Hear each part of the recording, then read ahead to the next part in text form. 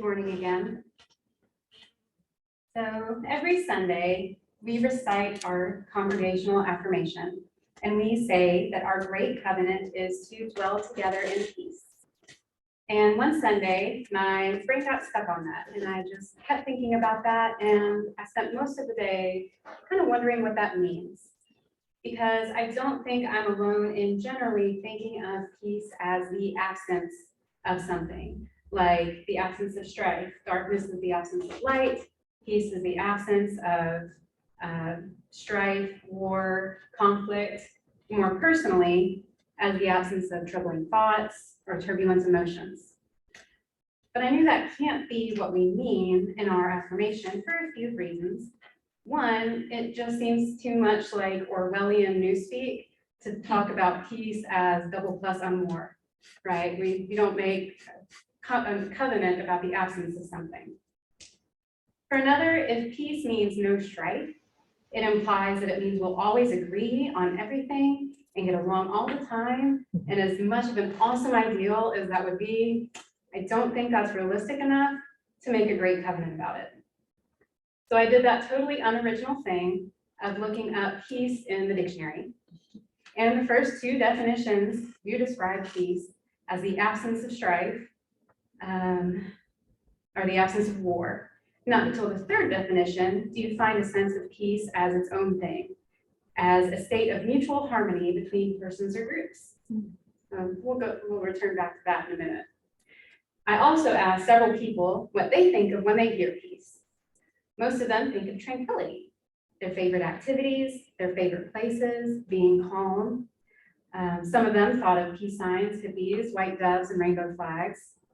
But interestingly, since I do also have some friends who are theologians, one said, unprompted by my line of thinking, that peace is its own activity, not the lack of an activity. He took it a step further and said that war is not its own activity, it's the absence of peace. So here's what I'm going to do. I'm going to make a little bit of a linguistic nudge here, inspired by my late night talks in college with some of these friends that I've talked to about peace, when we were talking about love and how we get into trouble sometimes by conflating multiple meanings of the word love, and because we only have the one word for it. So you love pizza and music, you love your pets, you love your friends, your parents, your spouse. They're all very different, but we only have one word for it. So sometimes we just have to break it apart a little bit. So I'm going to do that a little bit with peace. And I'm going to talk about tranquil peace or passive peace and communal relational peace or active peace. So tranquil peace is that kind that we want to slip into at the end of the day. It means clearing away the chaos, quieting the noise. It's sitting in a hammock swing with a cup of tea, or in a bubble bath with a glass of wine, or standing with your toes in the surf, or whatever it is it means for you. It's something that's always just there, hiding, and you seem to find it by clearing out the clutter and finding it. It's mostly internal. It's a state of mind, a state of being, it's personal.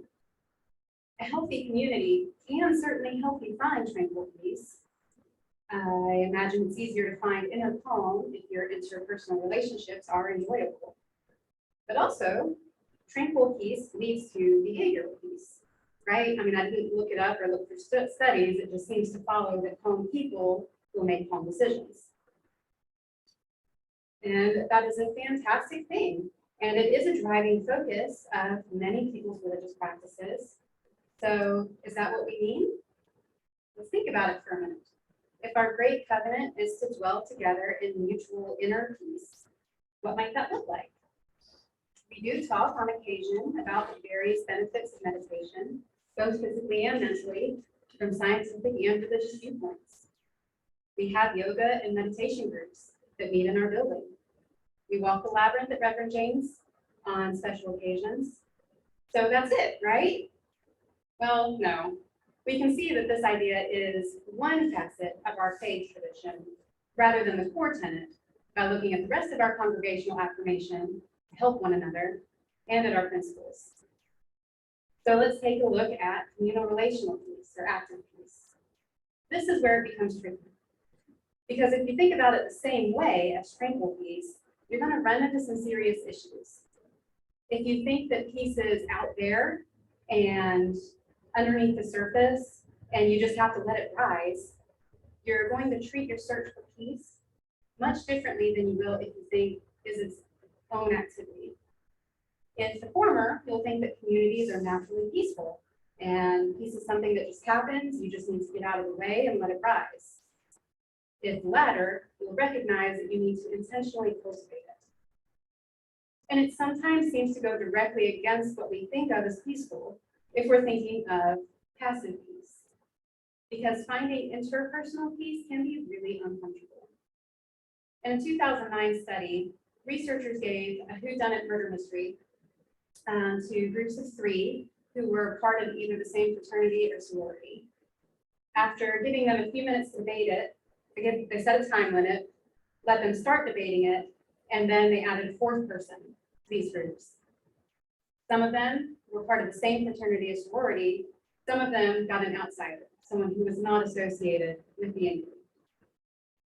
They let everybody solve their problems, then the researchers asked questions of these groups afterwards. They asked participants how well they thought they did, how comfortable they were, how they felt about their performance. The groups that were composed of an in-group had a great time and thought they did a great job. They performed slightly better than random guessing. The groups with the outsider were uncomfortable and uncertain in their choice. They greatly outperformed the other set. If we associate social peace with tranquility, we're going to seek out social groups where we feel comfortable, people like us. But if we are truly searching for justice, equity, and compassion in human relations, if we are searching for harmony among different groups of people, we're going to have to spend some time getting uncomfortable. George Bernard Shaw said, peace is not only better than war, but infinitely more arduous. It takes constant upkeep. Why? Because peace is relational, and people change, their needs change, their circumstances change. Even inner peace is relational as we seek to resolve our personal conflicts with ourselves. It takes active maintenance of relationships with people across different in-groups. So I've talked a lot about what peace isn't, and I'm not actually going to spend that much time talking about what it is, because, well, I've mentioned our principles a few times, and I'm going to take a moment to go through them, because even those of us who do know them, we don't always know them all by heart. So our principles are, as an association, Unitarian Universalism affirms and promotes 1, the inherent worth and dignity of every person. 2, justice, equity, and compassion in human relationships. 3, acceptance of one another and encouragement to growth in our congregations. And in our, there we go. 4, a free and responsible search for truth and meaning. 5, the right of conscience and the use of the democratic process within our congregations and in society at large. 6, the goal of world community with peace, liberty, and justice for all. 7, respect for the interdependent web of all existence of which we are a part. The reason we have it as a congregational affirmation is because the search for peace is our intentional religious practice as Unitarian Universalists. That is our faith tradition. And that is why it is our great covenant. So I encourage you to be like the little dog from our story. Let your reach exceed your grasp. When things turn out differently than you thought, relish how they're better than they were before. Maybe instead of scales to protect the vulnerable, you wind up with seeds to feed the hungry. Maybe instead of the thundering across the rally stage, your voice flows down your pen to your elected representatives, to the nursing home, to prison, to your family and friends. And instead of flying with mighty wings across the sky, maybe you end up lifting someone else out of the darkness. And at the end of the day, I hope instead of mourning the loss of your vision and seeing yourself as a failure, you have the strength to remember a dragon probably never had it so good. The end.